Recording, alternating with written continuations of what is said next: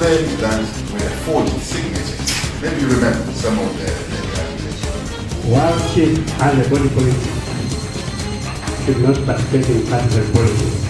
Pakateka n'abakwata Egypto is preoccupation. Thank you for joining us and welcome to Society, which comes to you every Wednesday between 18 and 19 hours. The news and current affairs program, which comes to you every week on Wednesday from 18 to 19 hours, where we discuss issues affecting the nation. And we're live on GoTV, channel 96, on Topstar, channel 458, on Movie TV, channel 43, as well as on our Facebook page, the also in TV, Zambia. So you can both comment right here on what you want to contribute to this program. And my guest this evening is Francis Kope, who is the national spokesperson for youth people that who is actually help us look at looking back at 2018 through the eyes of the youth people, as well as also look at the number of issues affecting the nation, such as national dialogue, the issue of the alliance by the political parties, also the issue of the inquiry into the privatization of national assets, among other topics that are lined up this evening up for discussion. I'm your host, Francis Kayombo, and welcome to the program, Mr. Kope. Thank you very much. It's good to be here. And my first guest in 2019. Wow, I'm thankful. It's good to be here. Now it is feeling like a place that we can encounter. Because this is a rare opportunity that we going to express ourselves about the party of the country and people that I mentioned last year. I want to emphasize that the media space is strong, and when we are given such an opportunity to be on air, we need really to appreciate the support to the party as well as the people. Now, looking at a personal level, how has it been there as we move forward into this new things? Okay, you said that personal level. Yes, and Francis Kope. Wow. Before we come to the events, now putting the title of the national spokesperson. Wow, 2018 was very exciting as an individual. It was very exciting. Wow, it started so because 2018 started when I was in the media. I know you're vying for the presidency of the International Media Association. Which were the vice president. Okay, so at least I was elected. I was really elected president. After campaigning for you. Of course. So I want to thank you for that. I was an elected president.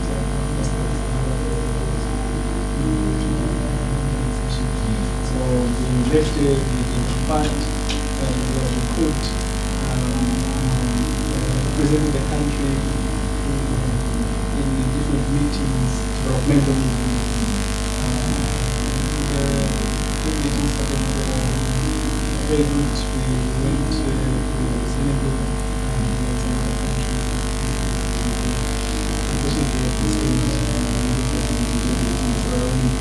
went for January and designed by identifying myself with the new field talking about the plight of the people of Zambia. He said, the spokesperson for Zambia as a spokesperson, contested the election in Chilanga. Wow, so it was good. So we're going to see first go for a short break.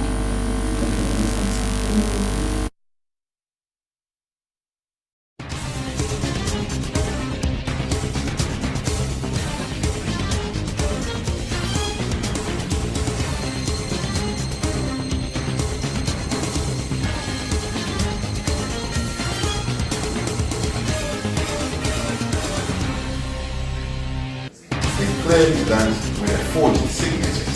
Maybe you remember some of the accusations.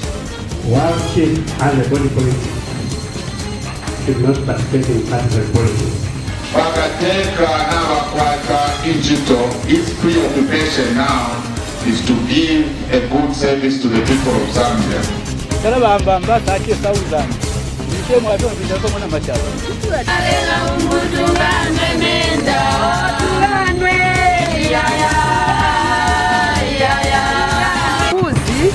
Kuzisa abana bange kuba nili pano so nilabana kunyumba huko so pano kweli kapo pano nikatipia ndiraba. For us, we only ride on the facts. Respect the decision of the party. Whoever they are going to choose, but seeking our numbers can go a short. You were once members of the party. Yes. Consider for you to come back. Ndiyopotera musogoleri wameneakeringa musogoleri wamenanganya pali fyucha aya marali enango baoda abantu kubwera kusogolo, but UPPZ is trying to show a difference. The issue will never rest until we see justice served. Munomotwaikala mwa Julius munokusekelela kunyemba wati twachula sana amavoti nga yaisa baisa ba MP bafukama bakunkula tukotereni ifa tukakunsha improve. Welcome back and thank you for staying tuned. This episode has some technical issues that we experienced right here in our studios, and apologies for the breaking on our program. Mr. Kope, we are talking about the issue of contesting the Chilanza Ceiling. To get that experience that we've seen on the montage there, where Mr. Kope was saying, how was your experience contesting an election for the first time after the media platform? Well, it was interesting, very interesting. First of all, I was the first, UPPZ candidate. We had not participated in any election as UPPZ until the time that the president picked me as a candidate for Sri Lanka. So it was our first election. Obviously, coming on the scene from a different profession and things. The good part is that in media fraternity we serve the people. We look at the interest of the people. That's why there is a part we call human interest in journalism. So what is at heart? It's the interests of the people at the end of the day, and human interest issues and things like that. So it was easy for us to interact with the people, communicate with the people, as well as bring out what they would want or what they would expect in a leader. Somebody today was chatting with me, looking at the monitoring elections and all the happenings from afar. They were out of the country, saying, "Wow, from what we saw, you will be the candidate that particular time. Whatever you put in place, the party was the right political party, and things like that. But what happened? This is Zambia. This is Zambia." So, otherwise it was a very nice experience at the end of the day, interacting, talking to the people. I can tell you that I visited the people. I was doing door-to-door campaign on the internet personally with people. There are a few places that I just went there and I would go just talking to the people, things like that. And people, develop that trust that as you tell you, but political party or maybe why can't you they suggest a number of things and things, but by then we were just establishing in terms of testing the election, that was the best election. The UPPZ president is also an we talk commented on the fact putting everything in place. The campaigns were very good. If you could see him there, I think in all the major rallies that we had, he was there. Besides his busy schedule, sometimes you just pick up some guys from one of the wards and just go mobilize them and go and campaign door to door. Also, very energetic president. You'll be walking with people, and then you'll be on the other side, you just hear, oh, your president was this side, your president. So by the time you're passing through a place, you just, find posters, already done, and things like that. It was a learning curve. It was a very nice experience. And what we learned was that colleagues want numbers. They don't care what type of people they send to Parliament. All they want is just to have a number in Parliament and things like that. But we know that we are going to have 2021 who have quality, youth, intelligent, and vibrant leaders in Parliament. Okay. Now, you took part in a number of elections at mayoral, constituents. How do you rate the performance of the party in 2018? Wow, there was drastic improvement. The improvement just came unexpected. The first election, the second election, the number just kept going up. We participated in Lusaka. Numbers were impressive. We fought in the same field with the savage Shiva, things like that. Or been in the game for quite some time, perhaps. Having that he was once a member of Parliament, now President. Participated in 2016 on presidential level, and then thought he was going to be a good mayor. Participated as a mayor. That was one of the parties that we just had beaten without much ado. So they were no match to youth president and a few other political parties. So it showed that one, the fact that we were not part of the political parties that participated in 2016, and here we are getting good numbers, every constituency, good numbers. It showed that one, we were growing, and the rest were losing. Because more than half of the people who voted, or in fact not even more than half, and we could say maybe 200% of the people who voted for the peer did vote for them during the year. So it's the situation with the UPN and other political parties. See? And yet we had all these numbers. We are the only political party that gave. At that particular time, we were the only political party that grew. We were only the only political party that experienced growth in terms of people voting for the political party. Went to Chipangani. Wow. It was a wonderful election because we were seeing ourselves improving every election that we take part in. Today, go to Eastern Province, Chipata, just the name of Chipangani, and they will tell you about it. You'll hear about it. Kasenengo was just the results from Kasenengo constituency, it was out of this world. I mentioned on one of the programs last year that Chimlangi 1, we had 197 votes, followed by our closest rival, P 91. And when you look at the gap and look at the area, look at the number of years that we've been in existence, our experience and things like that, our candidate, a new, young candidate, youth, coming from nowhere, you say, not having any wealth and things like that, but is the candidate, and people say, this is the candidate that we want. We experienced some violence, our supporters being stabbed by PF supporters. It shows you that UPPZ is a force that is coming like water. It is so gentle and yet unstoppable. The strength of the UPPZ can bring down any barrier.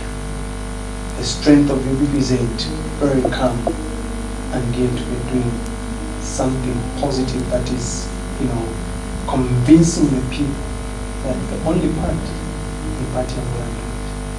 So the president camped in Kasenengwa, was there throughout. We learned a few things we needed to improve when it comes to our election agents and things like that. Those things that we can protect the vote from we start with the process, before the poll day, or the very poll day, up to the time of announcement and things like that. We need to manage this process very effective if we need to make an impact. So we came out the second in Kasenengwa. We moved to Chipangai, which was also a different, not Chipangai, but Mangamu. Very impressive, results. Wherever you could go in Mangamu, people would just show you the scene. They visits, raise their hands, because it's not just true. We saw a situation where our colleagues had to pump in a lot of money to change perception. With this hunger, with the hunger situation that we have in the country, people would rather have a 10 kwacha, some coins, of votes, especially when these elections are in rural areas, because rural areas, top of Mangamu, our colleagues deployed 105,500 police officers in Mangango. We had a situation where in Kazawani we have 250 registered voters, and yet our colleagues had placed in that camp about 50 police officers, so it was 4 to 1. Every 4 registered voter, could be manned by 1 police officer ratio. So there were too many police officers, as they are putting a lot of, enticing, things, alcohol, clothes, money, and things. So colleagues could manage the numbers in Mangamu. They needed a small target, so set about 170 polling stations. So manage people. So if you don't agree with what they're saying, or if you don't vote for them, you would see the police everywhere, so you can eat. They are not after all, they are voting government. So by-elections have taught us a few things that we need to now be careful as we enter into another by-election, which is slated for next month. It's a shake. We will endeavor to see to it that we continue preaching and teaching the people, because I think at the moment all we need to do is just teach and teach the people what elections are, democracy, and all those things. That these malpractice, legality, and all those things. Now, how do you rate the performance of the PF government in the last 12 months in 2018 in all spheres, in terms of how handling national issues, key national issues, how they've been dealing with the opposition, among other issues? How are they performed in the year 2018? Well, the PF had come into government and they promised more money in the pocket, lower taxes, and yes, more jobs. That is not the case today. There is more violence, more oppression, no jobs, more tax. So, in a nutshell, 2018 has been taxing, because we saw a lot of taxes being introduced, we also saw levies, fees, and rates. Levies, fees, be it school fees were higher, toll fees, and other fees, user fees. So we had the situation where a Zambian was being taxed more, and our colleagues were running this propaganda that they were doing us a favor, Zambia, when they build a road that leads to nowhere, which is very expensive, 3 times more costly than in developed countries and other in others. So PFs who has been hyperbolism, propagandistic, and they have closed their ears. They don't care why or what you are concerned about. They want to look at your tears. Okay. They just do what they want to do. Even if you're a farmer, you're complaining, you have received, inputs and things like that, they'll just go ahead and buy it. Very, very expensive. And it doesn't. Anyone who will speak against that, anyone calling these fire trucks, it's a small truck, if you've seen it. It's a small truck with a small tank. And it is moving around. Most of them flipped. And these were so-called customized vehicles. So we bought them at 4 times cost, at the expense of people dying, sometimes lack of medicine, lack of proper health care, children and university students who had dying after all the incident that happened, because there was no allowance. So the priorities of PF have been upside down. They have tended to look at things that would benefit from it. If it doesn't benefit them, if it is benefiting me in Zambia, then it's not important. If a road is a Mazapoka road, which will benefit me in Zambia, they will not care about it. They will do a road in Kamala South, going round Kamala South, because it will benefit someone. Okay. And we saw a number of projects that were overquoted.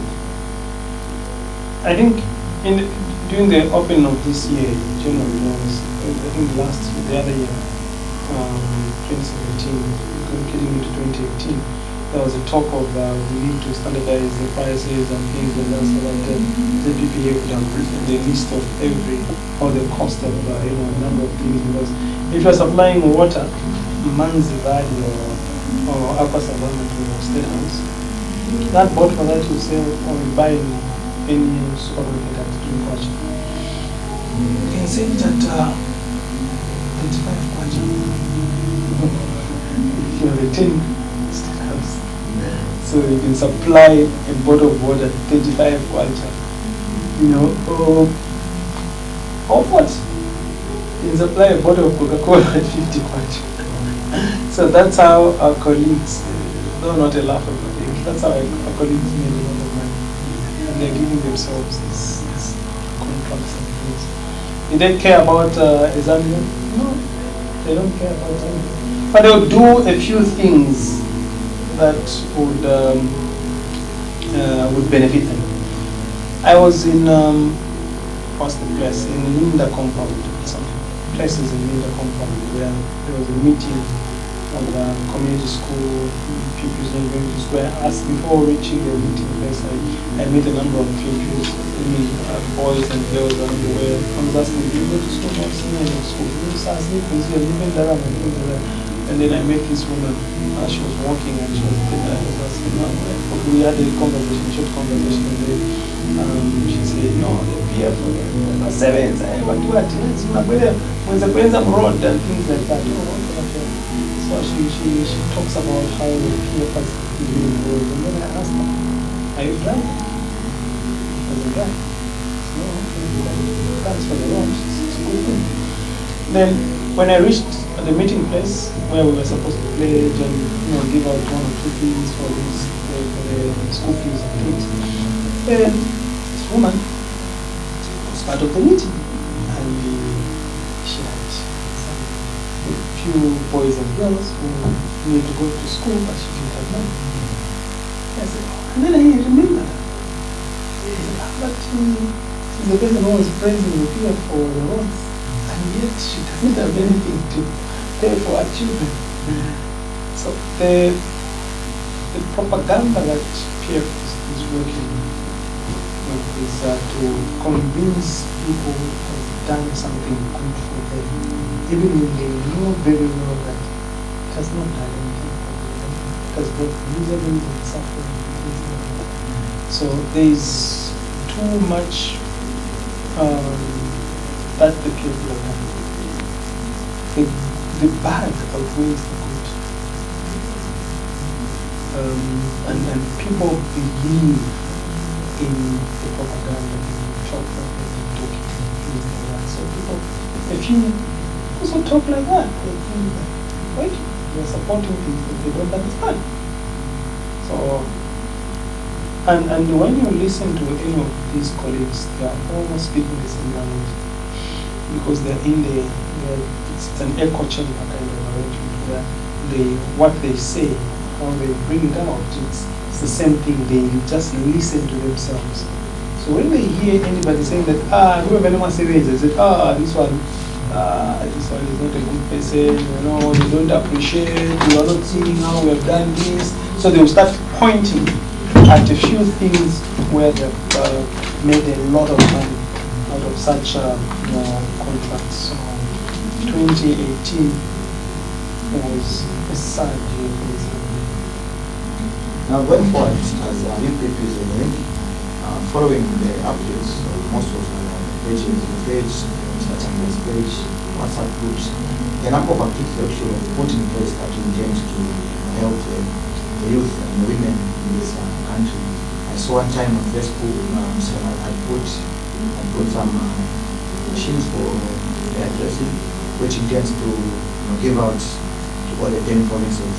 And there's another issue that have been raised. How do we intend to reach out to all the youth and women in this country as you place yourself to be an alternative party come the year 2021 during the general election?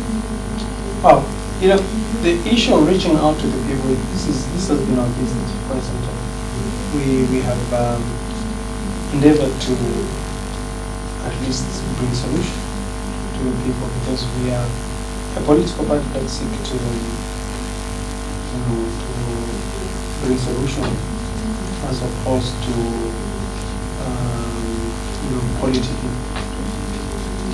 There are a number of projects that we have had starting in 2016, 17, and 18.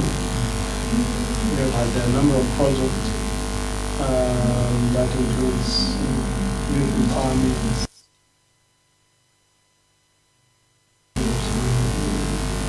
business empowerment, small business empowerment, women up to date, their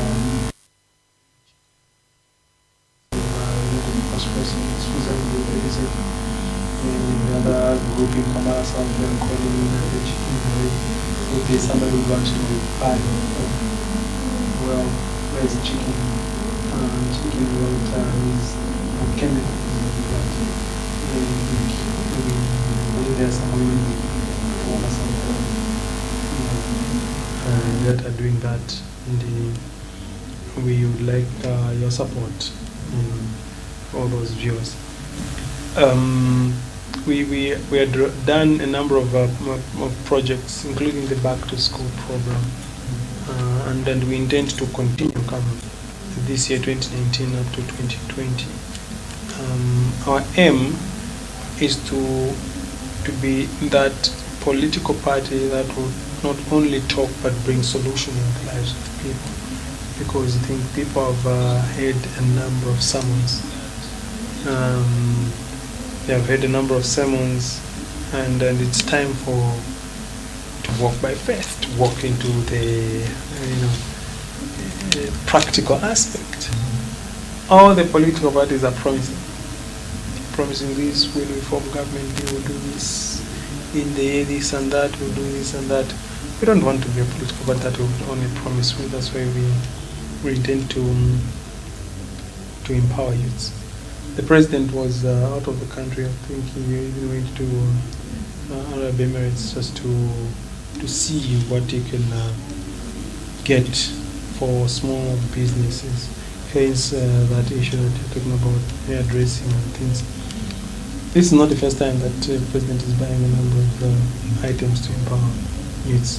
So we want to reach out to youths out there. I think we received some calls on how we're going to distribute and things. We're going to put youths in a group of 10 and then just empower them with such equipment so that they can start up something. And then after they are a little bit stable, they can also empower the next group with such out of their small savings. So it's something that is an ongoing thing. We want by 2020 we want to target at least 50,000 youths to be empowered. Okay. Now, during the Presidential Empowerment Initiative Fund, which has been going around in churches and women clubs, they have accused the opposition of saying that you accuse government of trying to, campaign using those funds which the president, gives to, for example, they give women groups, they get them the incubators, the youth, they give them those block making machines. Now, how do you look at, even going to churches now to give, churches, some funds which are calling, some form of empowerment funds? Does that in any way compromise how the church, look at issues pertaining to government? Every time the church goes to bed with government or any type of authority that is ruling and things like that, other than God, there is that compromise on the part of the church. The church needs to be careful. We may end up like some country where you profess Christianity. There's usually nothing to show for it. So dangling a carrot in a church and then, giving out this and that, obviously that is aimed at, first of all, trying to penetrate in these sanctuaries so that they can have a say. That when a pastor receives president, they change the language. most servants of God, the language just changes. We don't want to have a situation where we have a compromised church that is going to be politicians and things like that, especially the ruling government, because at the end of the day, the voice of the church should be a voice of those in need, the needy, the poor, the weak, the oppressed. That is the mission of Jesus Christ.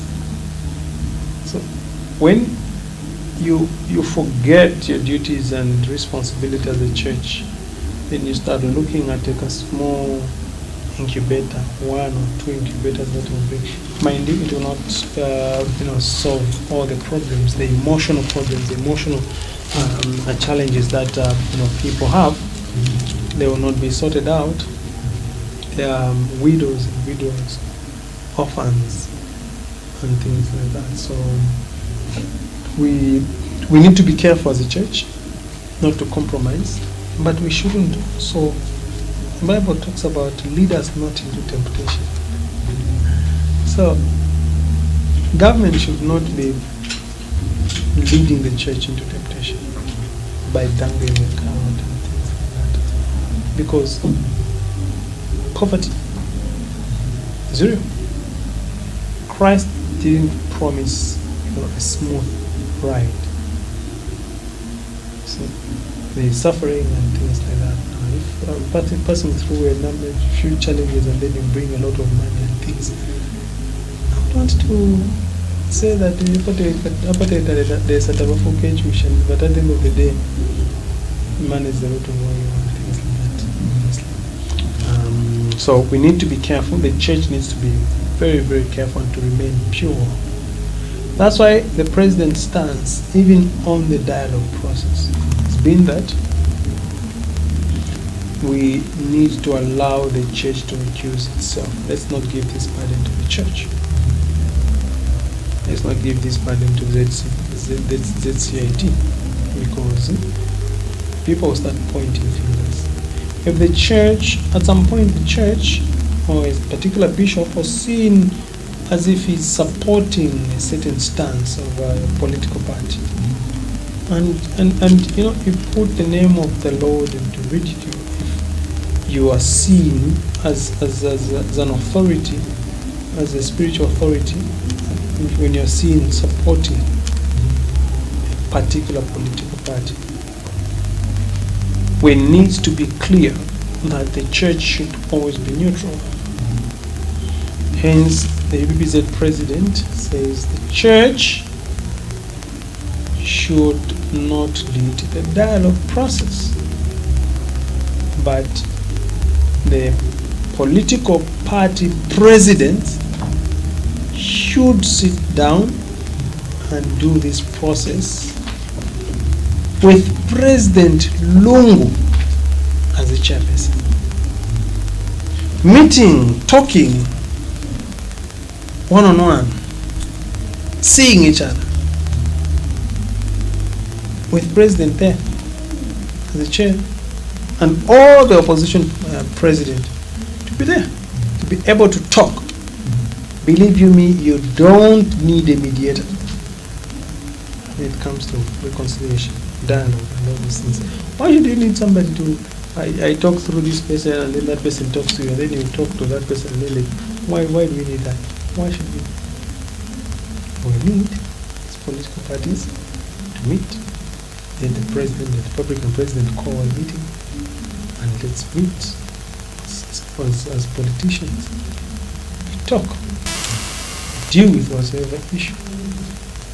At the end of the day, we will have a meaningful dialogue. Because when we meet, we'll be dialoguing. We'll be dialogue. We'll be talking. We'll be in talking terms. Whatever grudges and whatever. Not until when anything happens and then we cannot agree and things like that. That's when we need the second or third party.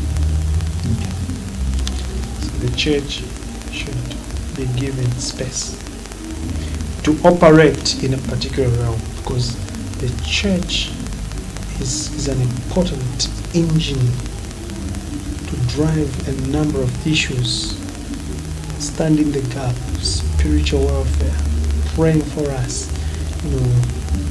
feel like an intercessor, casting out demons of accidents and all those things. So the church has a lot to do. And those that don't do the casting out and praying and interceding, they would visit the sick in the hospitals, and they would do that because every church has its own gift. You see the Catholic, they will do mission schools, mission hospitals, and what. You see, the Pentecostals will do their own thing. The Presbyterian, UCZ also do their own thing, and the STA will also do their own thing. So every church has its role that is playing, very important role in the society. We should allow them to play their role as opposed to involving them in this politics. Now, if you look at ZCIT and the Free Church mother bodies that in the first place are intended to have this process done sometimes last year in 2018. Now, what do you think the problem is on the part of ZCID and on the part of the church, and why these two bodies cannot, coordinate and not to be seen as if they are siding with some political parties that are part of the dialogue process? And people think maybe this dialogue is between PF and UPND, and yet there are many other political parties, in Zambia, which that dialogue is meant for, to bring all the party, presidents for political parties to sit and face each other, look at the number of issues that affect the nation, and why there's this, tension amongst all the political parties in this country. Now, where is the problem between, in ZCID and also among the three church mother bodies? These two have tried to come together to have this process, go on, but each time they meet, this one gives their own statement, the other group gives their own statement, and they seem not to be working, as a team. So what do you think the problem is on the part of ZCID, the church, and the affair to coordinate and work as a team to ensure that this, dialogue issue is done before the next coming elections in 2021? Interests. Perhaps we might need to also get interested and see what interest we have and what interest do all these parties have. Because can you imagine, the process has taken more time than the real issue. The issue has not been dealt with. We haven't dealt with the issue. Talking about the process, we should check. Oh no, this one was supposed to. Okay, we give the chairmanship to ZCID, and then to the church, and the ZCID will be secretariat. No, this time. Oh, okay, there was this meeting, but this one didn't come. But and all those things. As the UPP said, that's why our position has been: there is no need for the two. Because the ZCID board and things, there's MMD, there's FDD, there's PF. So the extent to which certain political parties are contributing in ZCID sometimes cannot be seen to have much impact. And egos and interests and things like that. So then on the other side, we have the church, which is supposed to play an important role of uniting and things like that, but can't just seem to sit on the same table with ZCID. The last statement was that ZCID was no longer part of the church, so they will proceed with what ZCID. They don't need ZCID. And somebody was asking, but what is ZCID? What constitutes ZCID? Which you don't need. We only need the political parties, the presidents and the political parties and things like that. We don't need all these processes. We don't need the process to be complicated. Perhaps there should be a situation where colleagues, do the other part, like after the political party presidents meet just themselves, chaired by the Republican president. We can only need the secretariat and other things after such process, when we're in talking terms and things, for the good of dealing with electoral process, the Public Order Act, those other issues, but just dialogue. There's no need for all this. UPPZ stance is that ZCID and the church should not lead, but president should chair. After that, that's when we can decide who can come in, or who should do what. Because by then, we'll be in talking terms. Then we can do, the next thing is this bill should, or this act should be revisited and things like that. What are the recommendations? This and that. The president should be in forefront, should be seen to want to, talk or to be in talking terms with all political parties. And he should not be seen as a political party president. He should be seen as a Republican president. He has the mandate. He has a mandate. You don't need to convince anyone. You're in State House, you're driving through, or you've been driven in Ego One and things. You are the president. So even when somebody says, no, this we don't recognize, or there are those issues, of course, they have phased on away. There is no need to be touchy about trivial things. This is a nation that we're talking about. The challenge that we have is that we have leaders who are not patriotic, who lack patriotism. You will learn that even when we look at Constitution, starting from the 1996 Constitution, where the parentage clause was included and things, the term limit, it's a move where people are looking at themselves, their political party, our president. You don't need to put up a law that seeks to advantage a particular political party, because after a few years, even if you're given chance to go again and things, you'll be out of power, and you start regretting over the same law that you yourself created, because it will work against you, because that law was working against the opposition. Even today is in opposition. Unique, as you don't even know where it is. You see? So we have two living presidents who were once president,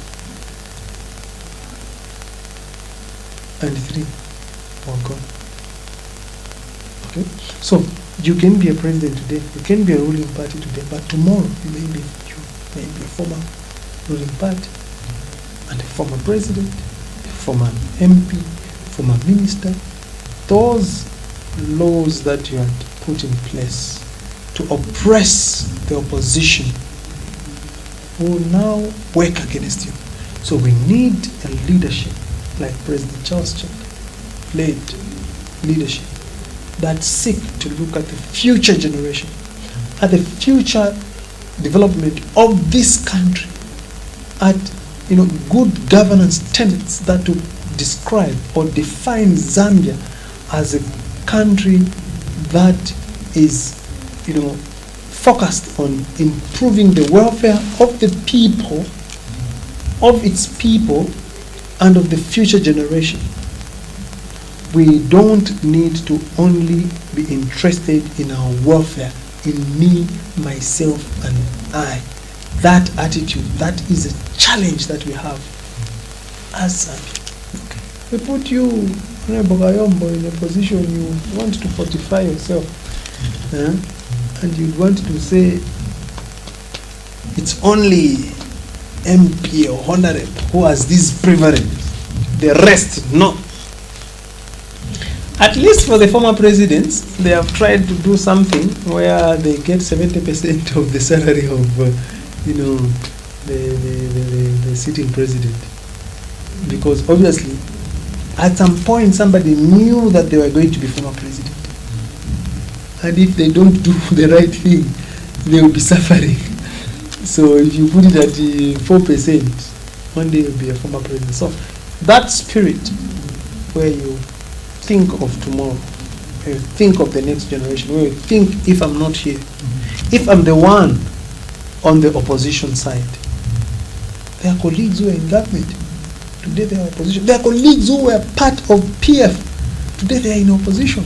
And these were colleagues who were championing hate, they were championing all these, supporting everything that PF are presented, they supported. Today, because they don't have the comfort of being in government, they see everything as black. Let us have a conscience. A people with a conscience would govern the country accordingly, for the good of the people. Now coming to the issue, Mr. Sinja Evans is tuned in, said he's following the program keenly. Mr. Evans is Sinja, a colleague in the media. And the issue of the 10 parties which have come together to form an alliance And on Sunday, the fundraising event at Intercontinental, where they resolved to field one candidate in the 2021 election. And I remember at some point your party, I think, were part of some meetings, and Mr. Chanda wants to contest on UPP's ticket as president in 2021. And the other colleagues have met after the fundraising event. They said they'll field one candidate which they'll back to have a strong, opposition in 2021. What's your position on that?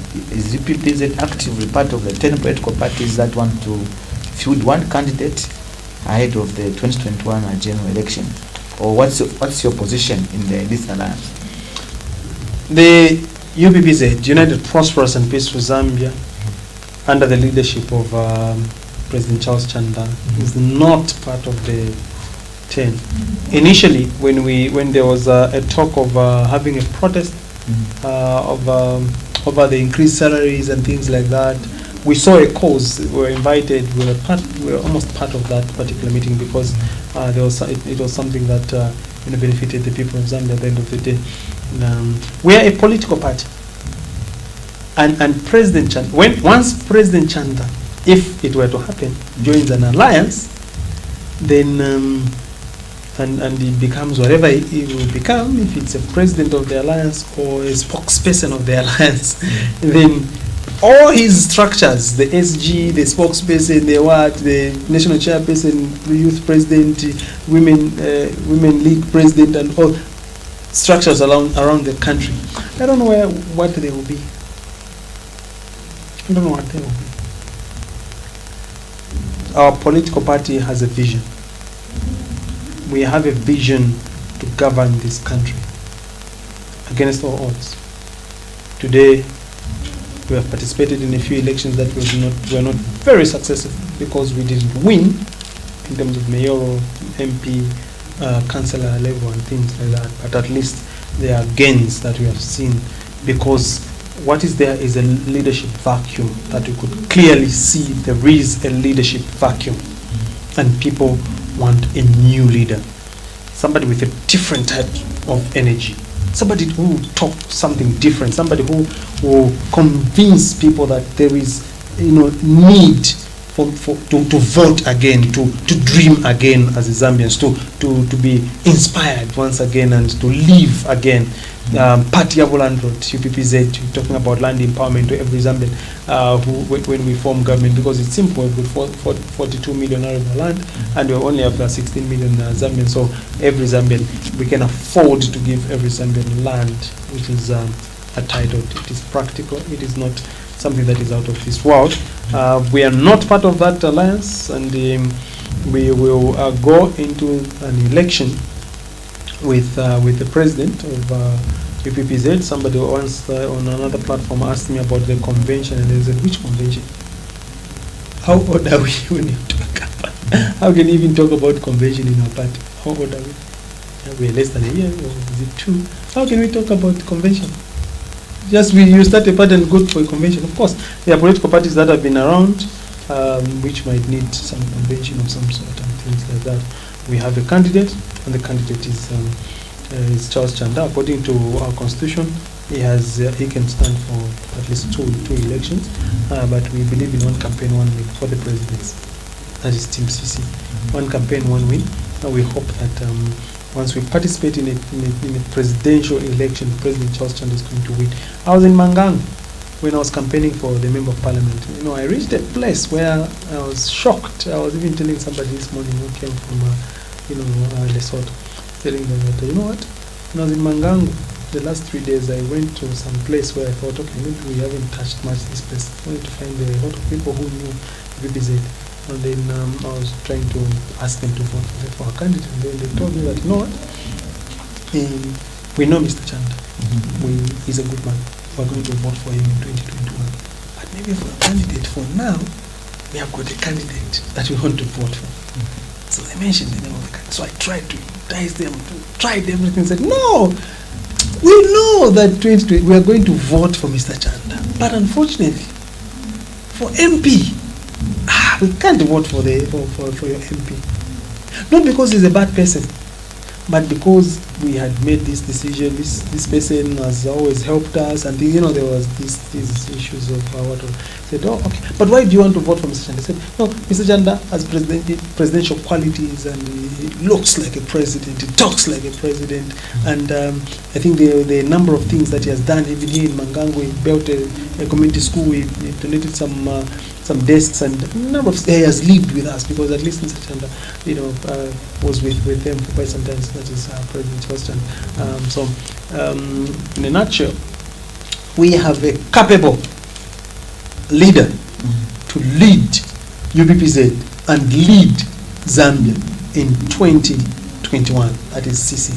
Okay. Now my final question is to do with the inquiry into the sale of assets in the 90s. What's your party's position regarding this inquiry, which people are saying should be set up to see who benefited, who got what during that time of no selling of national assets under the FTJ government? Wow. We were of the view that initially, before this inquiry, of course, we, as a party, have always been concerned about the privatization. I think it was not done in good faith, and we saw the miseries of the people of Copperbelt province, and how people have just suffered and things like that. However, this pronouncement of an inquiry into the sales of these assets and things which was done years back, is it 20 years? Honestly, it's a trivial and a futile a process. You don't want to go into that. People have died. People were engaged. People were there. Most of them have died. What will happen? Are you going to arrest them, or are you going to put some barrier on their graveyard and things like that? You can't start some futile process or in the name of starting a conversation. So this is a strategy. To me, the way I understand media, it's on a different platform, different level. This is just some propaganda to divert people's attention so that our colleagues can try and get away with a number of, should we call them atrocities, or mismanagement of the economy, corruption, and other things. So they necessitate debate. They start debate. Our colleagues are good at starting trivial debate. Remember when there was a financial intelligence report? What debate did PF start? They went for Madame Mary Shom. Started talking about the husband this, the marriage this. We are talking about a lot of financial crimes. You're telling us about somebody's marriage, and they started hammering on that. That is a level of how low we can go when it comes to national issues. We are very strong on useless things, on nothings, on things that will not add any value to anybody. But we are very slow, fast on useless things, slow on important things. Why is it that we concentrate on things that cannot add a meal or put a meal on somebody who is in Kabwe, in Kwacha, or is it Wacha? Somebody who is in Chipurukusu. You can't help them put a meal on the table. They just want to start conversation, just talking. Why are we talkers? Why should Zambians be reduced to talking? You want to revive something that can never be, come back to life. You want to start a conversation that will not benefit anyone. Who will benefit out of that inquiry? Can the PF give us figures, statistics, projection on who will benefit when this inquiry is done? Well, thank you, Mr. Kope. time seems not to be on our side, and there are a lot of other issues which I wanted us to discuss, but next time we'll exhaust them. Thank you. Muhammad. Okay. This has been the society which comes to you every Wednesday. This has been Kayombo, and my guest was Francis Kope, the UPP's national spokesperson. See you next week. God bless you, and good night.